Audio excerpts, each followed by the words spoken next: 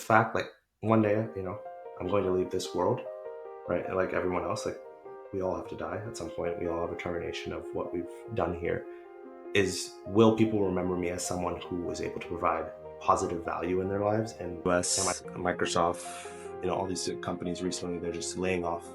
Like one day you hear the stories, someone will be like, oh, I woke up and I can't even log into my laptop because I'm laid off. And I think a lot of corporations still don't understand that these are not numbers. These people are not numbers, they're human beings. I would not give him any preparation, actually. I would want my younger self to go exactly the way that I went through. I had like a 3 GPA. Like I didn't have 4.0. I wasn't really the smartest student, but I would say I was probably the most dedicated. Like we are afraid of asking for help. If I'm studying for a test, I could pray 5 times a day. I can make dua throughout the entire night. I can pray the hajjat. If I don't actually go out of my way and study for that test, right? But there's a lot of companies that are just like, oh, this person's low performing, let's throw them out the door. Let's not worry about them anymore. Let's just focus on our high performance. My personal phone is the same phone that I'm texting my clients. Like I'll text my clients like normal people, as if they're my friends. A lot of people are just struggling to find a friend, find someone that they can share their feelings with or share their struggles. I wanted to use the word community, but I'll use wholesome. I think wholesome is the word that I will use to describe what we're trying to build. Like we just want to build a wholesome environment. I had someone show up to a social and they got a job offer. I had someone show up to a social and they made the best friend. I had someone show up to a social and they felt like they weren't going to get hit on, they weren't going to get harassed. Every great story has a beginning. Ours starts with Shahamat Chowdhury. He grew up in Northern Virginia, always curious, always ready to build. He learned about business and how people work best together at George Mason University. From finding new talent to helping people grow and shaping new ideas, Shahamat has always been about making things better for others. Today at Capital One, he helps create amazing experiences for thousands of employees. He makes sure everyone can do their best work. But his heart for community didn't stop there. He started Salaam Consulting, where he's helped over 500 people find their path and build stronger careers. Shahamat's journey is about lifting others up. It's about vision and making a real difference. This is his story. This is Rise. Voting, so I'm gonna go vote after this call, actually. Okay. Who are you gonna vote for? So there's not much option. So we have the governor, it's Republican Democrat, but the governor who's Democrat, she is a former teacher. So she actually used to teach at an Islamic private school in Virginia. Oh, really? So definitely better than the Trump supporting pro-gun woman. So, but I mean, one thing I'll say about like politics and election is like you have to do more than just voting. Like you have to be your own community leader, and like we can elect whoever we want. At the end of the day, it's how are we holding those people accountable? How do we make sure that we're generating the message that we want to share? Because if we don't, then our vote is just a vote. So you've spent your career basically helping to bring people together.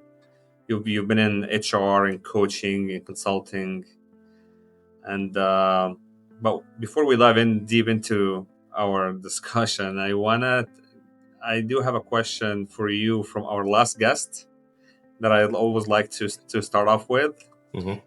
And her question was, when it gets really hard, what keeps you going? It's a great question.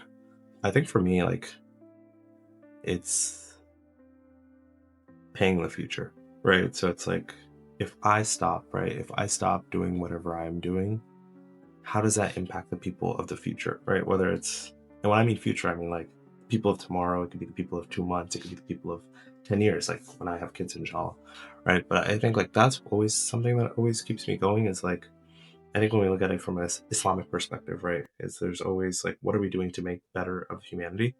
And I think like whether I'm in the workplace, whether I'm playing a game, whether I'm, building a community event, at the end of the day, it's like, what value am I adding that's making it special because of Shahamat versus like, okay, Shahamat doesn't do this. What happens if I don't? invite all my friends to a party, right? To a get together. Will my friends ever get together again? If I don't host this community event next week, right? Is someone else going to host a community event? It could be the answer is yes, but it's like, are they going to be able to get that care that I want to? So I think that's something that always drives me is like, yes, it's tough setting up events. Yes, it's tough to continuously give 110%, to my clients, to my full-time job, to my family, and all these different things. But at the end of the day, I know if I don't do it, someone else might do it, but they're not going to be able to do it to the capacity that I can. So I would say that's kind of the thing that keeps me going. That's powerful. Yeah, I really love how you're painting this picture and how you're looking at it from this angle. Uh, so, for you, what's really the story behind where you are today? I mean, how did you even get here? Yeah, it's an interesting question I get a lot, and I think I'm born and raised in Virginia, so I've always been around in this area. And I think like from an early stage, I was always like my mom would always take us to the masjid, right? I see the community there, right? See the Muslim community, but I also was like I went to public schools, right? So I had a community of non-Muslim friends as well, people that I cared for, people that cared for me, people that I would have lunch with, and I never saw myself as divided, right? I always saw myself as a Muslim American versus like Muslim and American. So it was very something that I took to my advantage because I had a lot of friends who didn't have that luxury of being able to have the Muslim American experience. It was just like, okay, I have to have the Muslim experience or I'm going to have the American experience. So I think for me, that was something that I just kept growing up with, and I really owned it. Like I had an identity and I kept that identity. Like it wasn't like, oh, I was gonna hide my Muslim identity or I was gonna hide, my parents were from Bangladesh. Like I wasn't gonna hide that. That was something that I embraced and I was just proud of it always. It was always something that I like was very strong about. And so that something like from a personal perspective always used to drive as I was, going to college. I went to George Mason, which again, a very diverse school. So again, every day, like there's a prayer room, there's an MSA, there's all the different types of orgs. So again, it wasn't something where I had to shy away from being Muslim. I think from my career perspective is I didn't have, the fancy internships. I didn't have the best grades in college either. But the one thing I did have is, to your earlier question was like, what was driving me, like that drive, right? Even though I had like a 3 GPA, like I didn't have 4.0. I wasn't really the smartest student, but I would say I was probably the most dedicated. Like I was the one who was like, I understand what I'm trying to achieve. And I always understood like, what's the solution I'm trying to solve for, but maybe I wouldn't get that in the exams. And so, I didn't get any internships in college, but I started working in like retail.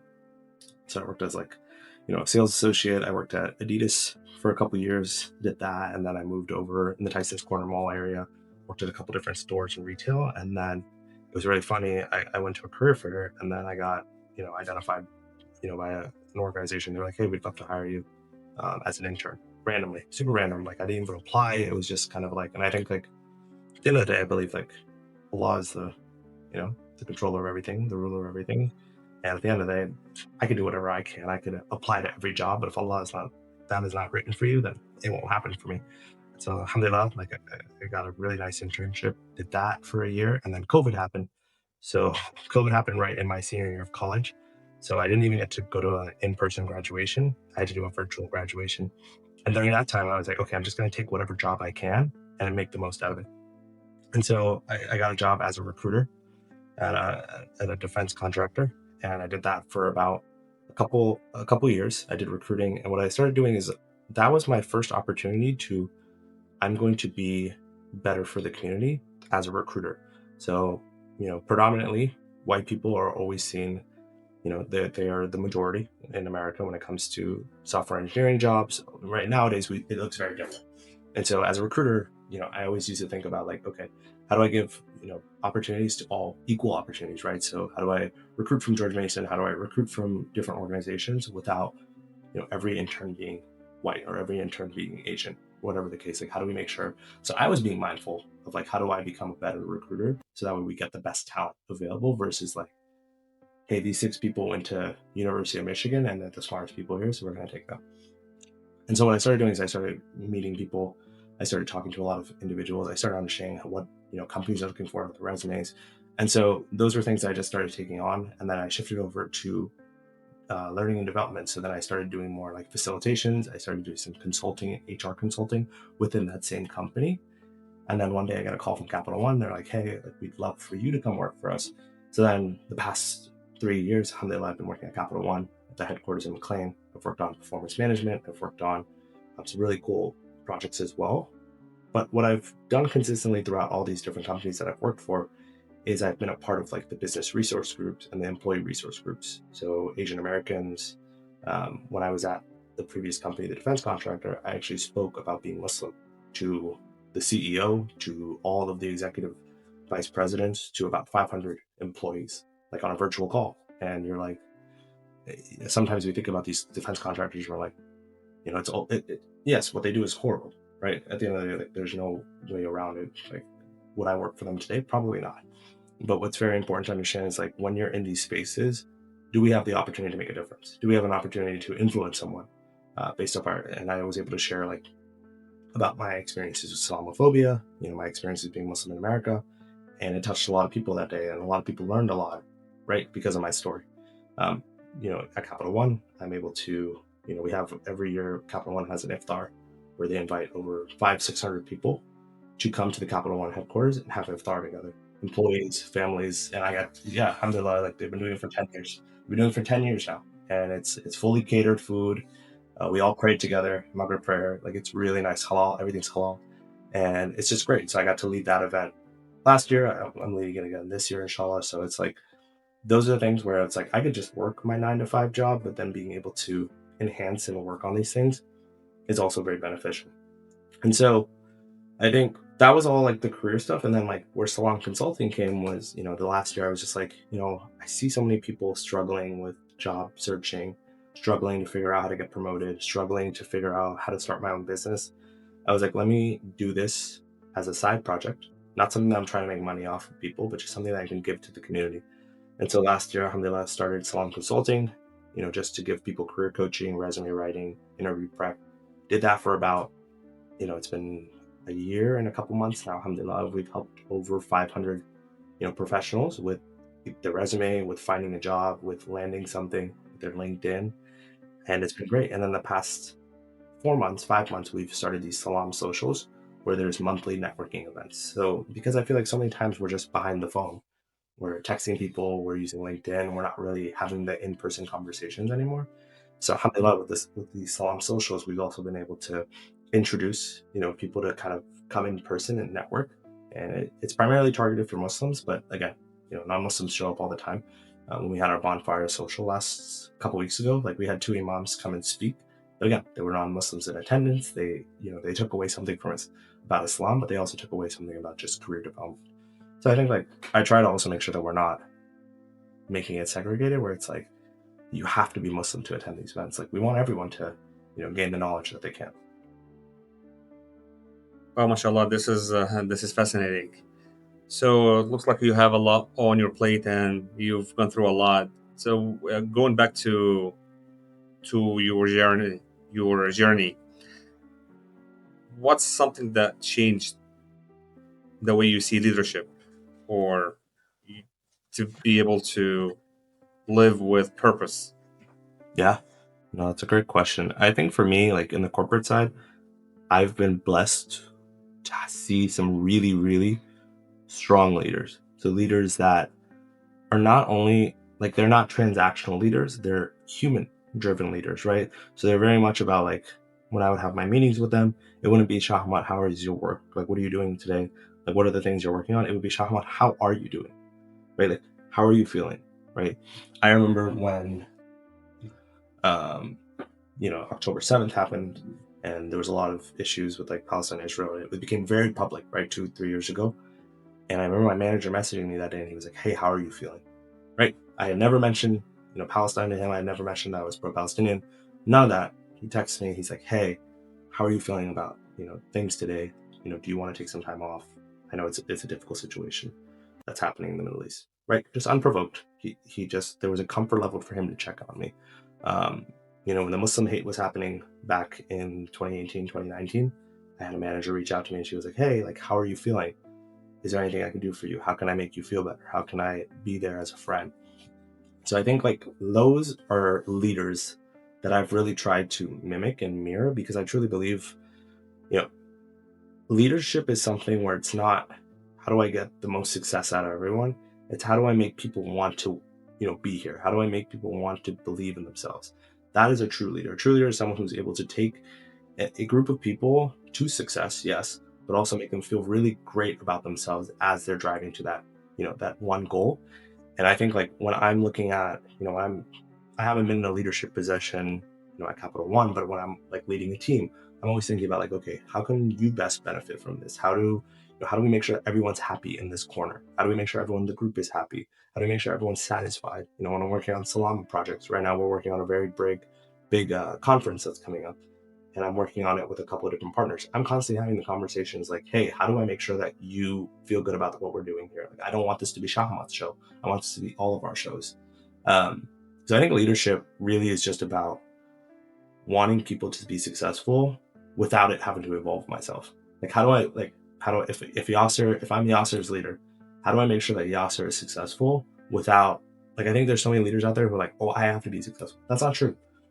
A successful leader is someone who makes others around him successful versus just himself. So that's really what I try to be when I'm leading projects, when I'm leading individuals, and when I'm leading these big initiatives. Do you think this is something that people are born with, or something that people can acquire along the way? So it's an interesting one. I think anyone can be a great leader if they put the work, right? Like, I think Allah subhanahu wa ta'ala has, each of us are given certain traits that we're really great at. I think that's true, right? But I don't think anyone's a born leader. Like, I don't think one day I just came out of my mom's stomach and I was like, hey, like, I'm going to lead all the babies out of the hospital, right? It was something where I had to build my confidence. I had to really believe in myself. But I truly believe, like, anyone could be a great leader, but they have to believe in themselves.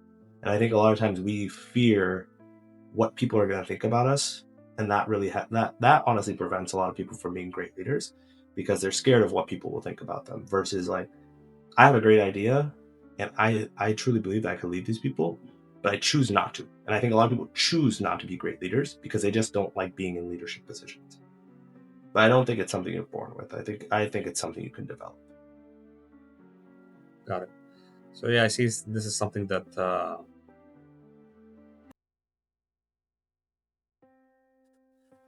so I've heard about this concept called servant leader, Mm-hmm. and I think it's one of the traits that leader or a good leader would have is the awareness of the people around them and the relationship and how close. Like the example that you gave about your I don't want to call him your manager, because Mm-hmm. that's a different type of people. But your leader basically looks like he had a good awareness and a good understanding of your background, and there was some kind of a close relationship between you and him that made him feel that have the comfort to actually reach out to you to ask about you for with respect to a matter that's very sensitive, Mm-hmm. because it can go both ways. You know what I mean? So that's awesome. So going back to Salaam Consulting, I know you kind of touched on it, but what is the true gap that you are trying to fill by helping other people uh, as far as their career path? Yeah, I think with Salam, what I'm really trying to achieve is giving people a place to feel confident, to feel vulnerable. I think so many times as Muslims, but just in general as human beings, we are afraid of being vulnerable. We are afraid of asking for help. If I'm studying for a test, I can pray 5 times a day. I can make dua throughout the entire night. I can pray tahajjud. If I don't actually go out of my way and study for that test, Allah is not going to just bless all of the knowledge in my head tomorrow and be like, hey, there you go, khalas, it's done, right? I have to do my part. And I think as human beings, sometimes we either give up really quickly or we are just like, I'm going to go out and call it a day. But the reality is we have to take actions in order to get what we want. And that is really what Salaam is all about. It's not a course that we're selling for $4,000 or $5,000. It's not a, hey, you have to do this membership every month. It's genuinely whatever you think you need, we will provide that for you at the lowest price you can think of. I've had people come up to me and they're like, hey, Shahamat, I cannot afford, $100 session. Can you please do it for $25? Khalas, done. We'll do it for 25.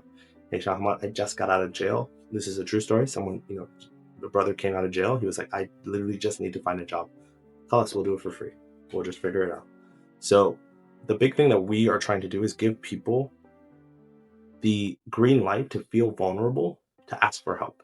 And when you ask for help, we will extend our hands and we will do everything in my power to make sure that you find that job, or you start your own business, or you get your resume fixed, or you find the next job that you're looking for. Whatever it is, we want to be there for folks. And then with the socials, right, it's just another way for, I have a lot of people, they're like, hey, this is actually a true encounter that happened at the Bonfire Social. I had a sister come up to me and she was like, I made the law that I want to experience a bonfire in person. I want to smell a bonfire. And then I saw your post the next day. That was it. All she had to do. Like, she had to take the step to come. She made the dua, but she had to take the step to get out of her comfort zone. Like, she's new to the area. She got out of her comfort zone. She's coming to our event next month as well. So, right. But she had to take that step. She had to make the dua and then take the step. And I think a lot of times we do one or the other. We take the step and we don't make the dua, or we make the dua and we don't take the step. So Salaam is just really there to, answer your duas, but also to make sure like you're there as a resource, right? Like if you're looking for a resume writing, if you're looking for a career coach, if you're looking for someone to talk to, right? We want to be there for you without spending an arm and the leg. So you've touched a lot about your HR work, and you've also been in the product management, and you've seen how people go through. I mean, you've seen what people go through behind the scenes, right? Yeah. Now, what do you think most companies still don't get about people? I mean, we saw this recently with AWS, Microsoft, all these companies recently, they're just laying off. Like one day you hear the stories, someone will be like, oh, I woke up and I can't even log into my laptop because I'm laid off. And I think a lot of corporations still don't understand that these are not numbers. These people are not numbers. They're human beings, right? These are people that work very, very hard to help this company make the money that it's making, the revenue, whatever the case is. One thing I've really appreciated about my time at Capital One is the human awareness of like, these are people, these are human beings. Even when I was working on the HR side, we had to make a lot of tough decisions. I used to work on the performance management projects. We had to make very tough decisions of like, okay, these people, like high performers versus low performers. How do we help someone? How do we support someone? And there's a lot of situations where, people are hired in companies and they don't perform to the level that they can. How do we help them, right? So I was part of a project plan, a really structured a way that we could help support, low performing employees, right? But there's a lot of companies that are just like, oh, this person's low performing, let's throw them out the door. Let's not worry about them anymore. Let's just focus on our high performers. So I think companies right now that I've seen really struggle with are two things. One, they're struggling with their high performers, right? People that are really, really great. How do you make sure that they don't get bored and leave the company to go somewhere else? So that's the first problem that I think companies still need to figure out. I think the second layer is like associates or people that are not high performers, people that are maybe low performers, maybe they're struggling, maybe they're not satisfied with the work. A lot of companies just drill them out. They're just like, okay, we're just going to run you out of town and then you can leave. Versus like, I think companies need to understand it's like, instead of going and hiring someone new and teaching them everything that I taught this person for 2 years, why don't I make them get better based off the opportunities that they have? So I think that as corporations build those processes, the managers, right? The managers have to come in and the leaders have to come in and actually exhibit those processes. And I think that's where the struggle is you have great processes, but you don't have great managers in power. And that's why so many people leave companies. They're not leaving the companies because of the companies, they're leaving the companies because of the leaders that they have. So define what the word culture mean, especially in corporate America, because we keep hearing about this terminology a lot. But to your point, the very first asset that gets kicked out or gets sacrificed are the people. Yeah. then why do we even have to bother about building a culture within a company? Yeah. No, it's a great question. And it's a question that I'm constantly trying to figure out the answer to as well. Because, even like a company, you look at very large companies that have 50, 60, 70,000 employees. There might be some really good culture in this corner of the company, but then the culture on this side might be extremely toxic. Right. So I think as companies get bigger, it's really hard because, again, it comes back to those managers. You might have a CEO who has very great culture, and then he'll trickle it down to his VPs, and they'll be like, hey, it's great culture. But then the VPs trickle it down, and there's just one bad apple that doesn't care about what these people are saying. And then they're the ones who have the miserable associates, or maybe there might be another bad apple here. So I think what companies need to do a better job is reevaluating the people in power. So, checking to see like, okay, if I have a CEO and they have 10, associates or direct reports, how do those 10 people feel about that one CEO? And then those 10 people, how do their associates feel about them? Right? I don't think companies do a great job of doing surveys or analysis on how do people feel about their leaders? How do people feel about their managers?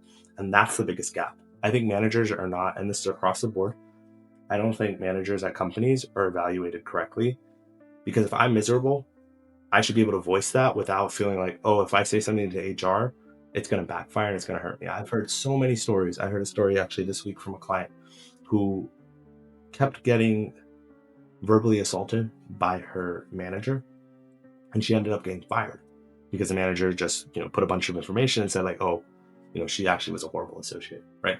This is at a small medical company. And so that is the issue, right? We have people who just misuse the power, and then someone suffers because, they tried to speak up, but because they were afraid to speak up and they didn't know what HR was going to do, it ended up hurting them. So I think like our leaders and the people that we have in power in these corporations are what build the culture, are what make the culture and sustain the culture. And I think a lot of these people are actually hurting culture because of how toxic they are as leaders. But also, how can companies build trust? Because right now, the number one asset that people lose is just simply trust. It's like the same experience that you just mentioned about somebody wakes up in the morning and all of a sudden they kind of log in, or they get this known email, right, about hey, you're part of a mass layoff. Yeah. So knowing that when you wake up every single morning, knowing that at any moment, regardless of your performance level, because like what you said, sometimes companies don't meet their numbers. They might be off by 5, 10, 15% from their goal. So if that's the case, how can someone actually give? Yeah. No, absolutely. And I think it starts with transparency, right? So like even those companies that like they just lay you off one day, I truly believe those companies don't just know about that day. They know about it weeks in advance. No one's making a layoff right away. So why is it, instead of just laying off someone the day of, give them a week heads up, give them 2 weeks, 3 weeks. Just give them some type of luxury so they don't feel like you just threw them out, right? I've seen a lot of companies when they're doing layoffs, they'll be like, hey, by the way, because of some things, you'll be laid off X amount of weeks from now, right? Or 3 weeks from now, we have to terminate your position. That's much better than someone just waking up and being like, oh, I can't log into my laptop anymore, I'm definitely terminated. It's horrible trust. The other thing is, if you have high performing associates, okay, this contract's getting over. How do we take this person? Shahamat's really good. We want to keep him at Google. Let's shift him over to a different project. Because instead of hiring someone brand new, just bring in someone who already works at the company, who's a high performer, and shift them over to a different position. I think a lot of companies miss out on that, and if anything, it makes them lose more money, because hiring people is not cheap. You have to give them signing bonuses. You have to pay the recruiter to find it. You have to pay for LinkedIn to post the position that you have. You have to pay the AI tool that you're using to read the resumes. It's so much more work. So instead of doing that, just take the great talent you have and shift it around.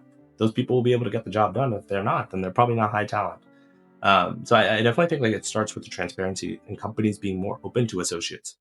Share, like, I'm not saying share all the company secrets, sharing the book of secrets, but it's very important to share like, hey, this is what our earnings look like, or hey, the public earnings, of course, or hey, like, we're not doing too well on our business side here. Where can we cut other things? Can we cut travel? Can we cut other costs without cutting someone's job? I think is another thing that companies need to do a better job of. Do we need to go to 5? Do executives need to fly first class in lieu of terminating someone because we can't afford a salary? I don't know. Well, what is the one pattern that you've seen over and over? Something that people struggle with no matter how successful they are. I think the one thing I've noticed, and my mentors, I have a mentor who's been in the industry for over 30 years. He's Muslim as well. And he tells me all the time is like, stay true to who you are. And I think so many times people don't do this. You'll see Muslims, you'll see people in general, they'll move up and they'll kind of start hiding who they are. You stop seeing their personality and you start seeing more of a transactional figure. And I would say like that's the one thing that a mentor, he keeps talking about, like, be yourself, be the person that was hired when you first came, when you first started out of college, be that same person, like have that same energy. And I think a lot of times what happens is people get frustrated with what's happening at home. They get frustrated of doing the same job every day. They get bored.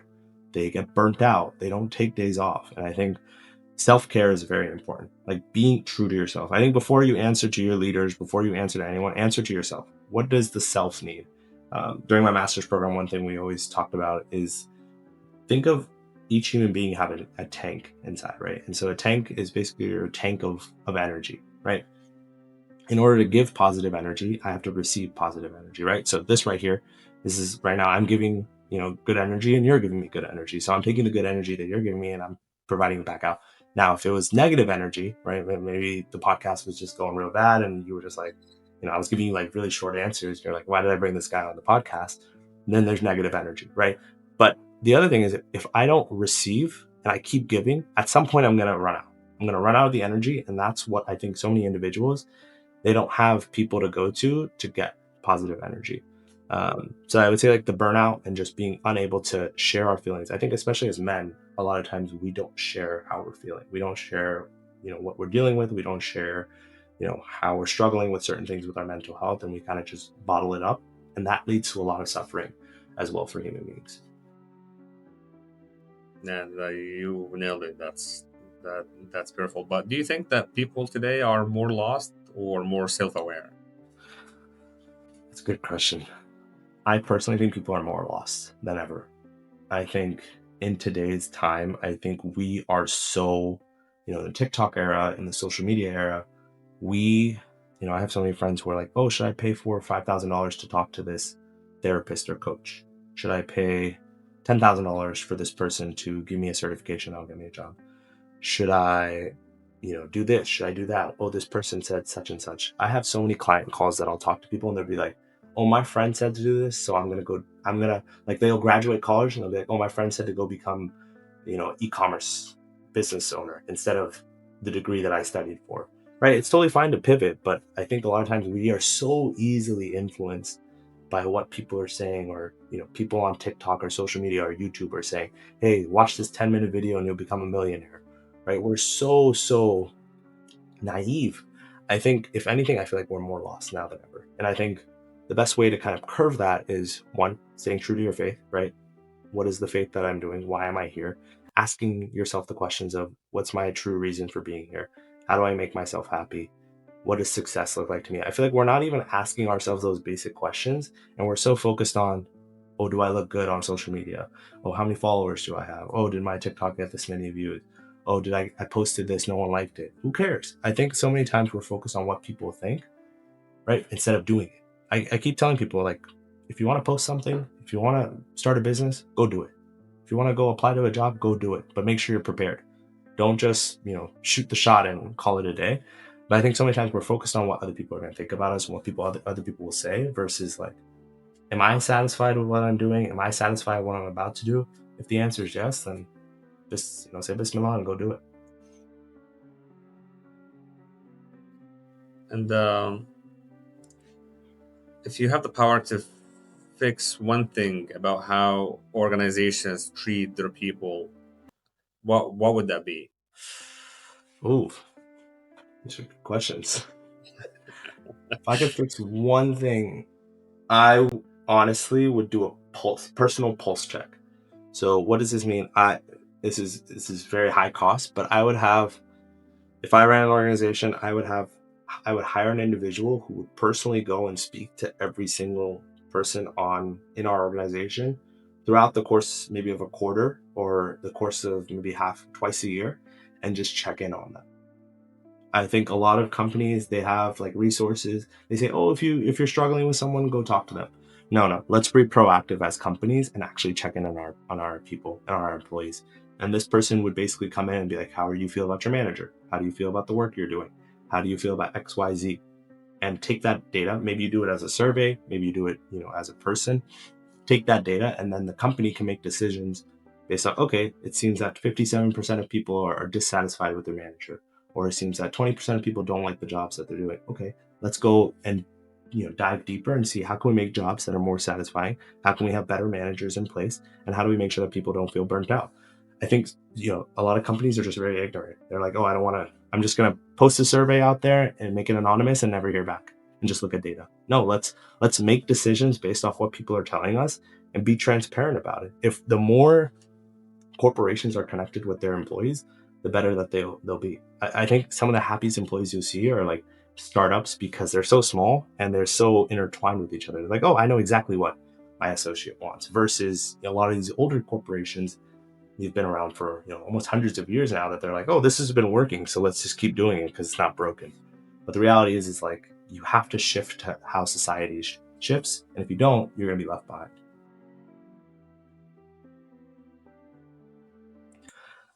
I think there's the fine line, right? I mean, we saw during 2020, during COVID, we saw companies get really, really personal, but it was almost fake. Like, companies were kind of doing it to do it. So I do believe that companies should be more personal, because at the end of the day, I feel like a lot of times we are too transactional and we treat everyone like robots, but we're human beings. We have emotions. But I think there's a limit, right? Like, if I'm an associate and I don't want to share, then that's fine. You don't have to share, but we should give people the opportunity. We should be more proactive of how we are gathering data about our employees' well-beings and about their performance and what they want from the company. There should be a better say. I mean, sometimes you have to look at an employee like a stakeholder, right? If an employee leaves, right, you're a missing piece in the entirety of the build. So how do we make sure that those people are heard? Got it.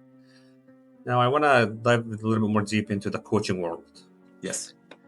And we want to dive again more deeper as far as Salaam Consulting. The first thing that I want to really touch on would be, how can you make your clients feel heard? Mm-hmm. What's your strategy? Yeah. So I think for me, what I've seen in the coaching world is, one, the high ticket price, right? Coaching is expensive. It's not something that's cheap. So the first thing that I looked at when I was like, okay, I'm not going to make this my full-time job, so I can charge way less than a lot of these people are charging and still give that same quality of work. How do we give that quality of work? And so what I've done is, I don't have a second phone for my coaching. My personal phone is the same phone that I'm texting my clients. Like, I'll text my clients like normal people, as if they're my friends. I'll be like, hey, how's it going? How's the week going? What's new? What's bothering you? What's on your mind? Even after our sessions, right? Typically in our sessions, there'll be a 1-hour session. I'll be like, hey, how's it going? What's new? How are you feeling? Ask the questions that need to be asked and drive them to the answers that they need to find. That's the number one skill of a coach, is being able to drive the client versus guiding the client. It's really driving them. Like, okay, you want to get to X, how do we get to X? Versus, okay, I'm going to take your hand and we're going to walk all around the place. That is not a coach. So what I've really done really good, I feel like I've done a great job, and what we've gotten a lot of feedback as well, is that they feel like we're their friend versus a coach. And I think that's the big thing that's really helped Salaam be where it's at today. I mean, I've had clients invite me to their weddings. I've had clients invite me, to social gatherings. I've had clients be like, hey, can you come hang out with me and a couple of friends? Most of the times I'll probably say no, just because of, scheduling. But it's the fact that they're inviting means that they see, the coach is not as just a coach, but they see, us as a friend. And that's how we want it to be. We want Salaam to feel like it's a friend helping you versus someone who you're paying, to coach you. Because I feel like a lot of times, a lot of people are just struggling to find a friend. find someone that they could share their feelings with or share their struggles with. So I try to do whatever I can, whether it's like, hey, let's go out for coffee and have this session in person, or hey, you want to get on the phone real quick for 10 minutes and tell me about a situation that you're dealing with? Okay, fine. We don't need to charge you for it. Let's just get on the phone. So I try to do whatever I can to make it more accessible versus feeling like, oh, there's a paywall that I always have to, pay in order to get access to Shahamat.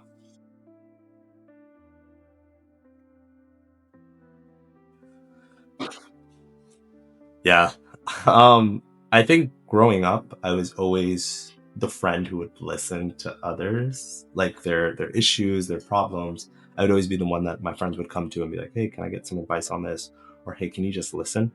And then when I was doing my master's program at George Mason in organizational development and knowledge management, one of the courses, like a chunk of our courses, was active listening, right? So there's multiple types of listening, right?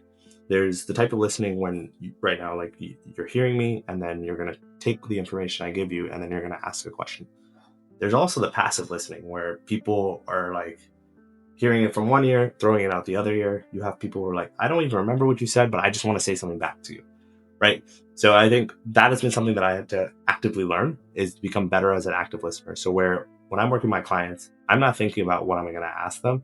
I'm genuinely just listening as it's coming, taking the notes, and then once I've heard, then I start articulating, okay, based off what you told me, this is what I'm going to ask you. That is truly listening to someone. And I cannot emphasize how important it is to just listen. Just being there and listening to someone can do so much work for them. Sometimes you don't even have to, like, I've had friends be like, oh, I'm dealing with this horrible breakup, or I'm dealing with this depression issue, or I just lost a family member, and they'll just share with me. And I won't even be like, oh, you know what, you should go do this, or my advice is do that. Don't give them advice. Just listen to them and be like, I hear you. I'm here for you, and I hear you. And that's all. You don't have to give any advice. And I think a lot of times we tend to give people advice when really they just want someone to listen to them. Amazing. And what would be the hardest conversation you've ever had as a coach?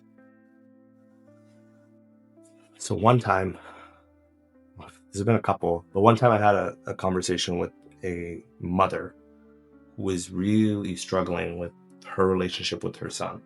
So she was my client, and she was having like a really, really tough relationship with her son. And there were certain things that she couldn't just share with him because she felt like there was a kind of a barrier between her and his relationship ever since he got married. And in that moment, I'm a son and I'm a husband, and also, you know, alhamdulillah, I have a pretty good relationship with my mother. So I sat there and I was like, how am I treating my mother? Does my mom feel this way? Right? It was almost like kind of a coaching moment for myself, where I started evaluating, like, here's my client telling me about how she feels about her son. Like, does my mom think these things? Like, am I doing these things? Because, alhamdulillah, like, her son is not a bad person. Like, I think there was just certain things that he was unaware that he was doing subconsciously. So I started to think to myself, like, am I doing these things? And I think, like, I cried on that session. Like, I genuinely, like, started tearing up when she shared the stories that she shared. And I remember just reflecting on myself and being like, okay, like, how am I going to be a better son for my mom? Like, how am I going to go be a better husband?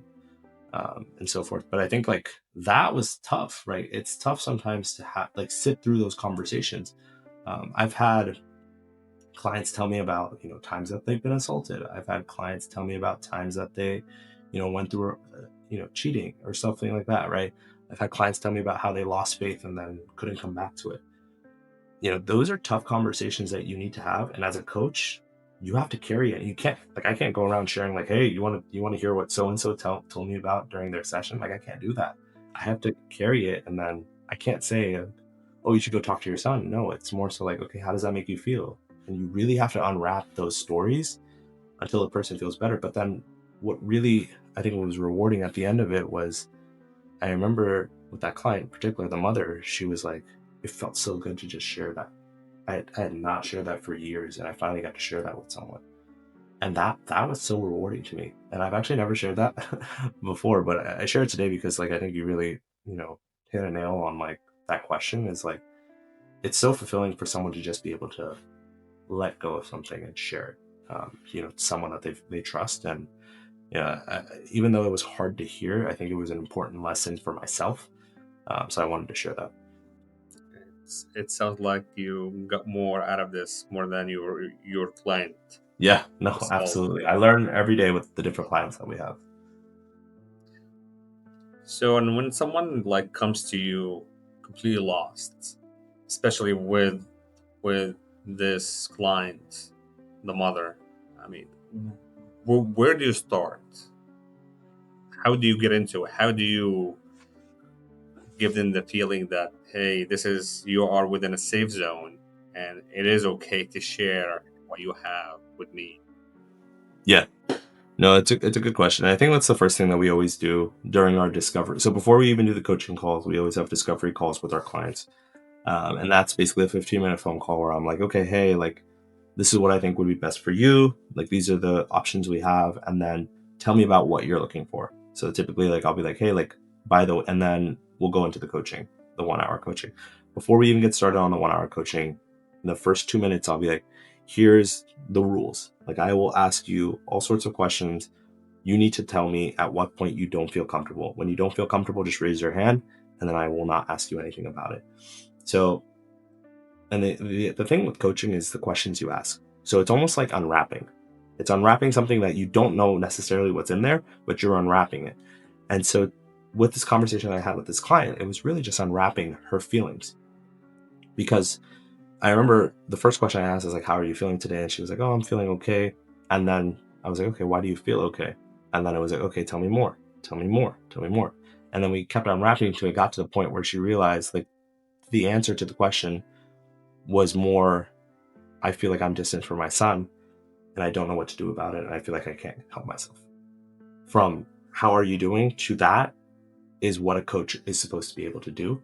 Because let's be honest, if her friend was talking to her and they were like, hey, how are you doing today? She's like, oh, I'm doing okay. And the friend will probably be like, oh, why are you doing okay? They probably might not even ask that, right? They might just be like, okay, cool, I'm doing okay too, right? And then we just move on with our days.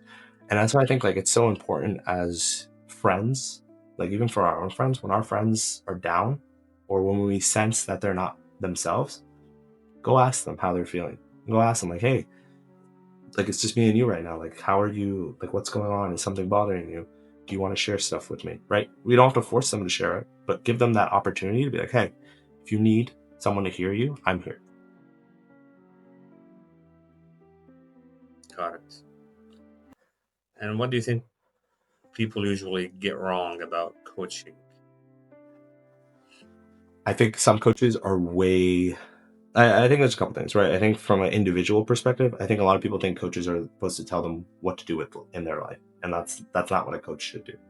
A coach is not going to give you the right answers. A coach is going to give you support and questions to get yourself the answer. Like a coach, basically, the funny thing about coaching is when you're coaching someone, the person that you're coaching is going to give you the answer, not the coach.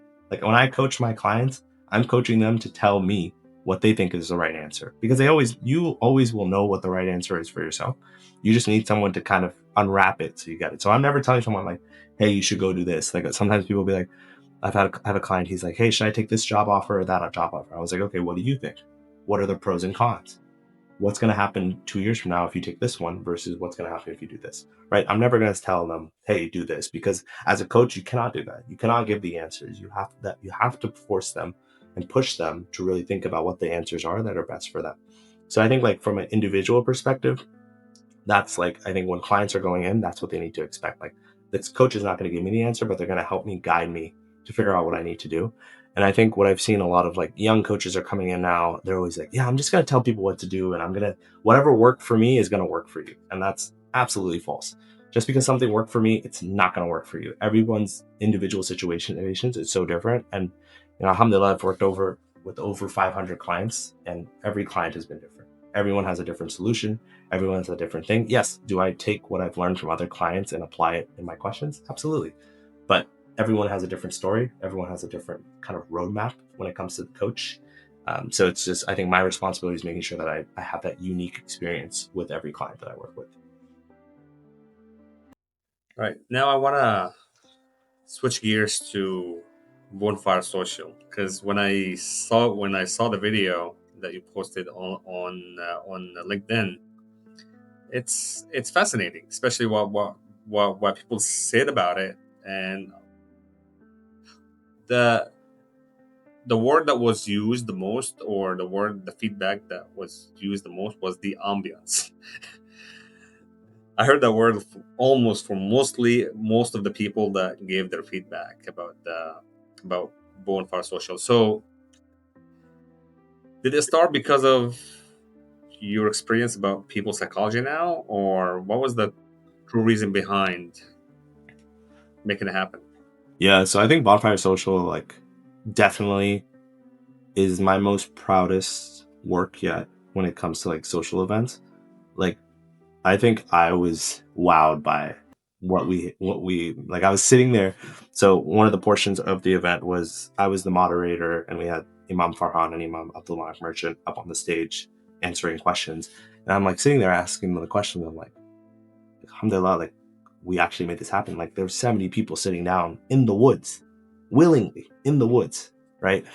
And so kind of backstory on how it came to be is, so Oasis Hill, who partnered with us on this event, like I have great relationships with them. We've done a couple events together. We've done vision boarding. We've done like some career workshops with them. I remember coming to them. I was like, hey, like, let's do something where the community can come together and just celebrate. And they were like, oh, we have this land, like, we haven't used it yet. And I'm like, okay, let's do a bonfire social. Let's just make it happen. And we didn't really have much of like a scope. We thought people were just going to show up, have some s'mores, and call it a day. But then one of the brothers in the planning committee, Moaz, he was like, oh, why don't we get imams to come talk, and like we're going to get a whole thing. I was like, okay, but what are they going to talk about? And literally, what people don't know is I didn't plan the questions. The questions literally were just on the fly. So as I'm on stage, there's no prep, nothing. I'm just like asking the questions as they come, because I'm a coach, right? So I can just generate the questions as they come. But alhamdulillah, like, we had archery, we had axe throwing, we had hal and owls, like people were getting burgers. You know, mashallah, one of the people at Oasis, he paid for everyone's food. So food was covered, coffee was covered, alhamdulillah. And we thought only like 10, 20 people were going to sign up. But then by the end of the day of, I remember, we're at 50 people signed up. And this is not a cheap ticket. It's $30 ticket. You know, we were like, okay, I don't think people are going to show up. And then at the gate, people were buying tickets. Like, we were at 75 people at one point, and people kept saying, like, I want to do this again. I want to come again. And I think what I realized is that this is what community is all about. This is what it is. We build experiences for people to enjoy. That's all it is. Like, it's a simple formula. Bring things together, bring people together, have some activities, and have an Islamic, you know, kind of bow on the top, right? I think like we had the archery, we had the food, we had the networking, and then we had the bonfire. But I think everyone's favorite part, including the ambiance, was the talk that we had from the imams. And it wasn't a long talk, and it wasn't structured. I literally was asking them questions about, like, what do you think about career development? How do we, you know, deal with mental health? How do we deal with not being confident? How do we deal with asking for help? And subhanAllah, like, those imams are, well, I reward them. Like, they are amazing speakers. And not a single person, I think, got up at any portion of that, like, 30-minute session when it came to the speaking. And everyone was just locked in, listening. And, you know, I think, like, that definitely was my proudest moment so far, you know, working with Salaam Consulting. So, what was the structure of the whole event? Was it like a one-day event? Was it an hour or 2-hour event? Or, I mean, what did it really look like? Yeah, so we started around 5 o'clock. Yeah, we started at 5 o'clock. So at 5 o'clock, people came in. So it was right before Maghrib. Maghrib was at 6 at the time. So it started at 5 o'clock. People came in. They were able to do archery right away. So you could go do archery right away. You could do the axe throwing. You could just sit around the logs and talk to people if you wanted to. You could go get coffee, or you could go try some briskets from Hal and Al's. So that it was kind of quiet, right? I would say like maybe 25 or 30 people came right before Maghrib. And then the land that we had was right next to the masjid. So then Maghrib prayer, we prayed at the masjid. Then we came back out, and then we lit up the bonfire. And then at that point, we have 50, 55 people there. And then we had told everyone, hey, let's come together as a group. So everyone's sitting down in the bonfire, around the bonfire. And then we have the two speakers and myself, you know, having the conversation. And then we did that for about 30 minutes. Then we told everyone, hey, go Isha prayer time. Everyone prayed Isha. And then they came back. And then people continued to eat their briskets. People continued to have their coffees. We gave everyone s'mores so they could have the s'mores. And I remember we put the deadline at 9 o'clock. People were there until like 9:30, 10 o'clock. And then we were like, hey, everyone, we have to clean up. But alhamdulillah, like I mean, even in the video, like one of the sisters are like, I'm planning on staying even longer, right? Like people were just so immersed in what we had built and what they were experiencing, because I think at times, like, we're so used to just going to a coffee shop. Nowadays people are like, okay, I'm just going to go hang out at the mall, or I'm going to stay at home, or I'm going to get on FaceTime or go on TikTok. Like, we've really missed out on the in-person experiences that, ever since COVID, that bringing that many people together for a common goal was honestly awesome. Yeah, actually, the sister that you are talking about, she's the reason why we're having this discussion right now. Yeah, she reached out to me. She's actually part of Mm-hmm. of Thigmo. So, and she said, what, we have to really bring Shahamat on and just share his thoughts and all that. So that was awesome. So, do you think Bonfire is part of Salaam Coaching or Consulting? I'm sorry, or is it something completely new and completely different? I think the overall is part of our social. So, like, we try to have a social. So we had Bonfire Social in October.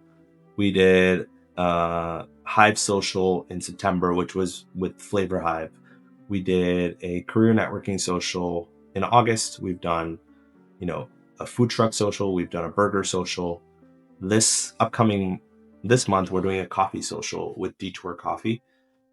So we're trying to do it with different places, but I definitely think, like, unfortunately it's too cold now for us to do another Bonfire social. We really wanted to, but I think as soon as things kind of, maybe in the springtime, we will definitely bring it back, because I think people just really, really loved it. We just gotta figure out the logistics, but I definitely think, like, more of these type of events. I mean, we're planning.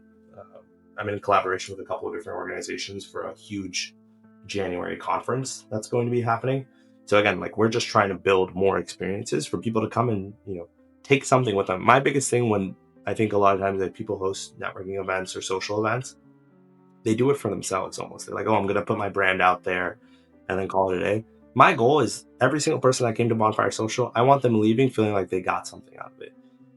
For me, I feel like a failure if someone leaves my event and they don't feel like they gained something out of it, or they didn't enjoy themselves. And I know it's a very high bar, but that's the bar that I really keep myself at. And so that's why I'm always thinking, like, okay, if someone's coming to an event, what are we providing them with, so that way they feel like, I want to come again. And that's what we've really been successful. The people that came to Bonfire Social, a lot of them came to our other socials as well, and they're going to be coming, inshallah, to socials afterwards. So that means we're doing something right. That means people want to keep coming to the type of things that we're bringing to them. Yeah, I love this concept in the Bonfire Social so much that I would love for us to somehow bring it to Orange County or Cali, Absolutely. because we're lucky right now. It's like 70 plus degrees. So, and in the evening time or the nighttime, it gets probably around like 60s, which is still good. Yeah. So something like this we can definitely keep it going for some time during the winter even. So hopefully we can sync up and try to figure out how we can maybe make it happen here somehow. Inshallah. No, absolutely. I have the blueprint. I will pass it over to you. You That'd can be use it great. Yeah. and go with it. So if you could describe the vibe you're trying to create in one word, what would that be? I wanted to use the word community, but I'll use wholesome. I think wholesome is the word that I will use to describe what we're trying to build. Like, we just want to build a wholesome environment. Wholesome environment. Nice. All right. Now, as far as where you are right now, I know what you're doing, from coaching to your life at Capital One to now the social events. These things are very, very meaningful, and I'm sure it's taken a lot of your time and effort and energy. But what were some of the hardest moments that you've gone through? I think think with these type of things is one thing. So I recently went to a founders meetup here in Virginia. It was about 40, 50 of like some of the biggest founders in this area, Muslim founders. And I remember I was telling them about Salaam and what we're doing, and they were like, "Why? Like, what is the money value here? Like, are you making money? Like, why are you doing this?" Like, I literally had someone ask me, like, "Why are you doing free events? Like, charge them money." Even the money we charged at Bonfire Social, that went directly to Oasis Hills, like funding and for them to, continue to build like I took $0 from these events. And a lot of people ask me, like, why are you doing that? Like, charge money. And my thing is, like, I never want to look at Salam as a sense of monetary funding. Like, yes, we have things that are purchasable, but they're just to fund Salam. Like, I don't want to ever look at Salam and be like, oh, I need to make $2,000 this month, or I'm going to feel like I'm losing money. Like, and I think that's really tough for people to understand. They're like people ask me all the time, like even like the stuff I do at Capital One for like Muslims associates, I'm doing that like on my own volunteering time. So it's like people always ask me, like, Shahamat, why are you doing these things? And I think, like, I'm gonna be honest with you, Yasser, like building something where people are having fun and fulfilled, like that is way more valuable than like my Capital One salary, right? Alhamdulillah, like I'm well compensated. I can do these things because I'm well compensated. But at the end of the day, like if you ask me like what's rewarding to me, it's building these events, building these opportunities. Like I had someone show up to a social and they got a job offer. I had someone show up to a social and they made the best friend. I had someone show up to a social and they felt like they weren't going to get hit on, they weren't going to get harassed. Like that means something to me versus like, hey, Shahamat, like someone purchased $300 on Salam. Cool. That's awesome. I'm happy I can help them. But the money's not moving me. It's the people that I'm able to impact in the community that I'm building. That's what's moving me every day to keep doing this. Like in a couple of weeks, we have a free event. I'm going to be working a couple hours, right? Just for fun. I'm just going to do it for fun because I have a vision and I want to build that vision for people to experience the things that I want them to experience. So, Shahamat, people come to you for coaching and for you to listen to them. Now, who do you go to when you need help? That was a very, very good question. Where does the coach go? There's a couple people actually. So obviously, alhamdulillah, I have a loving mother that I can go to and have any conversation with. And, she's more than a coach. She's someone who's been a mentor, but also someone that I just love so dearly. So a best friend of mine that I'm able to kind of go to and just be like, what should I do about this? Or I'm struggling with this. I have a beautiful wife, alhamdulillah, who's also, able to, I can share anything with. And she's always going to give me the answer that I need to hear versus like, oh my God, yes, do this, do that. Like she's very real and she understands me very well. So alhamdulillah, I'm able to go to her.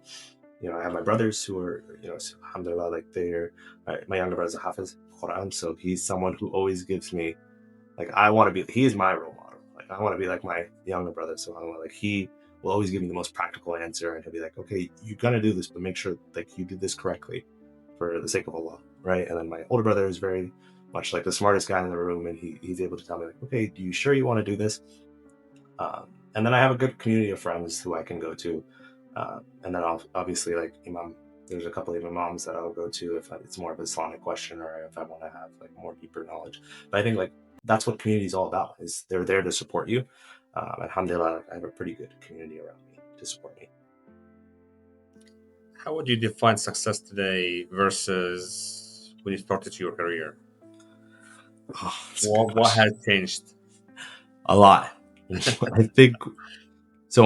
When I first started my journey in corporate America, I think my idea of success was a promotion, like getting promoted. I have not been promoted since I graduated college. I have not been promoted a single time. And that used to, I think, as I was going through it, I was like, this frustrates me a lot. But now, when you ask me, ever since I created Salaam, what does success look like? Success is the amount of people I've been able to impact. And the fact, like, one day, I'm going to leave this world, right? And like everyone else, like, we all have to die at some point. We all have a termination of what we've done here. Will people remember me as someone who was able to provide positive value in their lives? And am I someone that's positive remembered? So that way, Sadaqah Jariyah, almost if you think about it, like people will constantly make dua for me. after I'm gone, and I can take that with me to the next life. That's awesome. Now, what if your younger self was sitting listening to us right now? What would you want him to know about what's gonna come up ahead? I would not give him any preparation, actually. I would want my younger self to go exactly the way that I went through it. And that's like blind and unprepared and just learning from the experiences that we go through and then just embracing it. Like, I think I've been through, alhamdulillah, really a lot of different experiences that a lot of people haven't experienced, right? In my personal life, my professional life, right?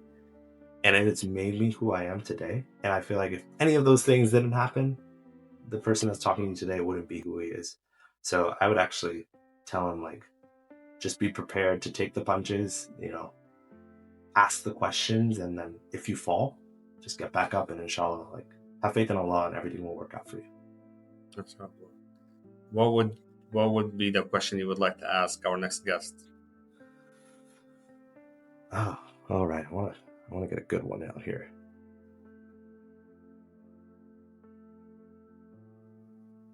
I guess my question is, what is the purpose of the goal you are trying to achieve? Purpose of the goal you're trying to achieve. Okay. That's a very deep one. Okay. That's awesome. Well, Shahamat, you started this whole talk.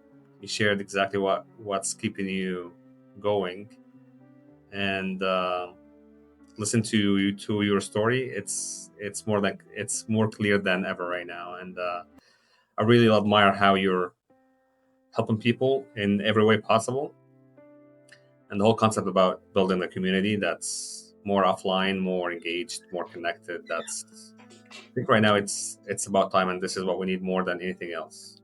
So I want to thank you for everything. I want to thank you for being with us, and thank you for being part of Rise.